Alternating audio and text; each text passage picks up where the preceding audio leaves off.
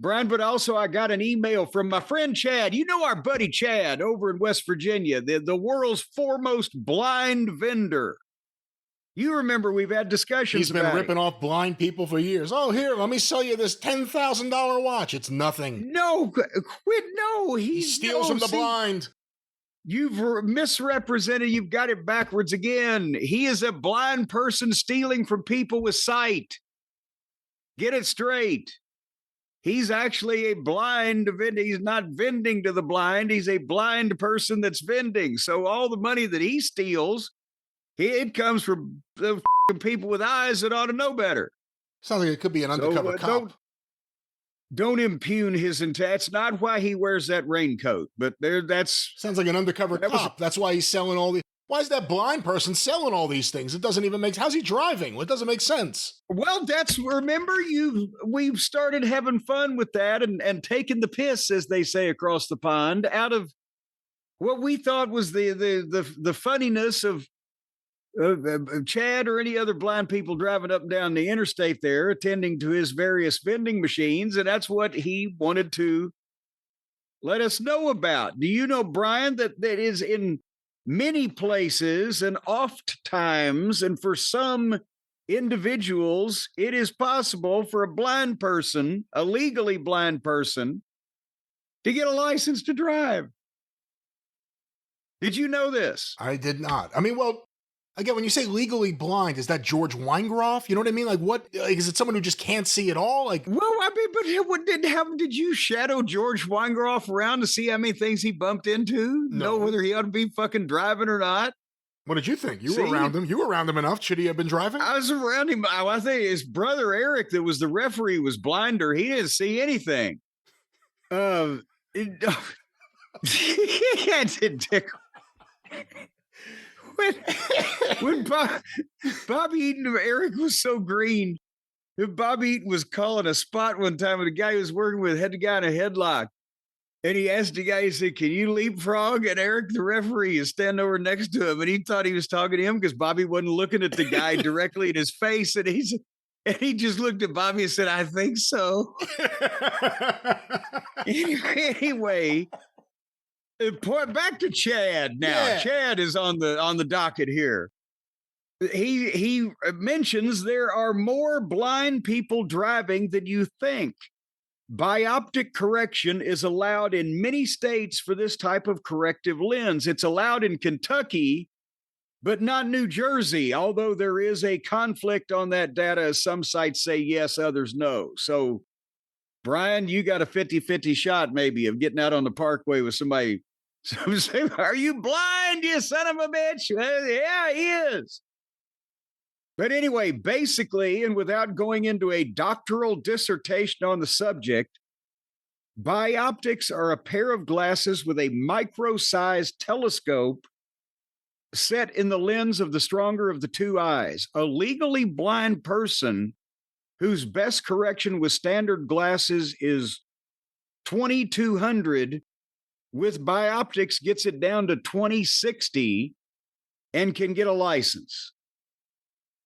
And according to the way I understand that is, and again, Chad, feel free, but the 20/20 vision is, you've heard say, perfect. It's basically, you can see at 20 feet what a person with normal eyesight should be able to see at 20 feet.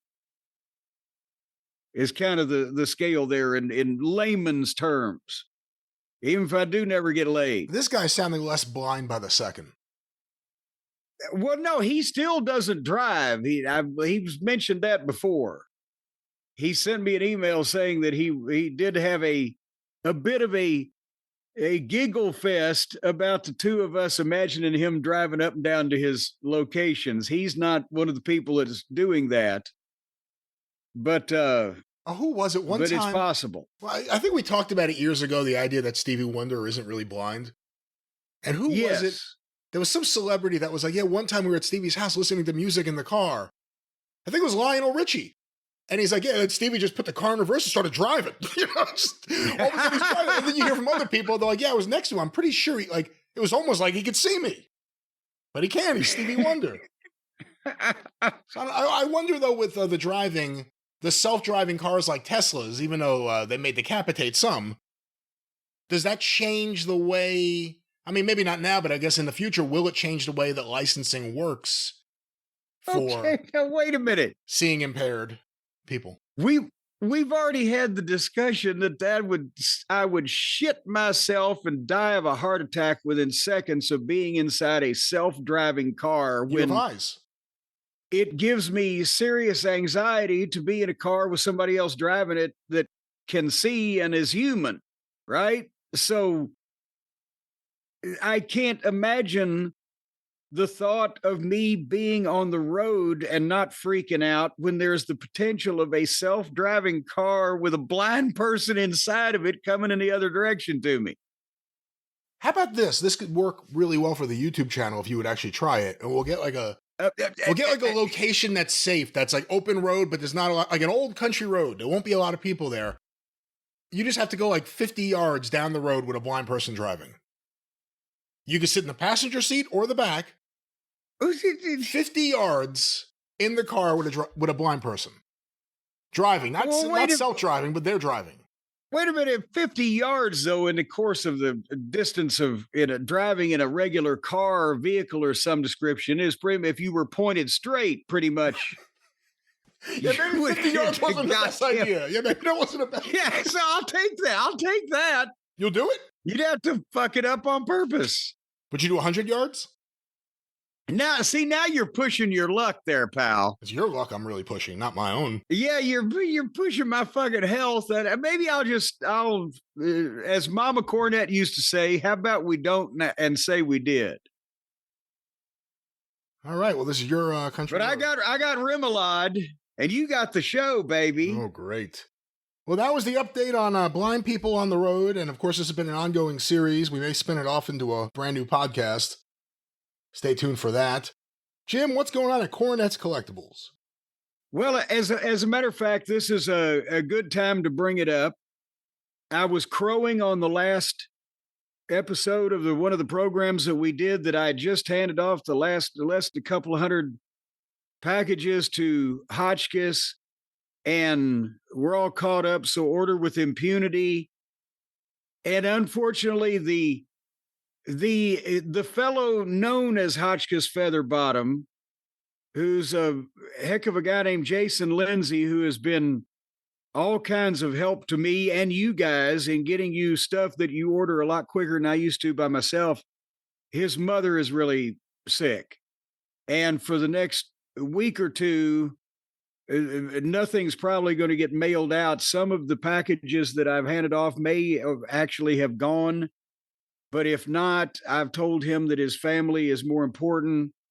And so for the next few weeks, you can still order stuff and you'll get it, but nothing's going out for the next week or two because of that situation. So if anybody wants to wait, and we'll take a little break. But I don't know if he's going to get a chance to listen to this program, but if he does, all of the cult members that you have helped out in replacing damaged merchandise or finding the package that the post office sent to Antarctica, that's he's the guy that has done that, and we wish him the best. Anyway, that's what's going on at JimCornette.com. That's right. Good guy. All kidding aside, good guy.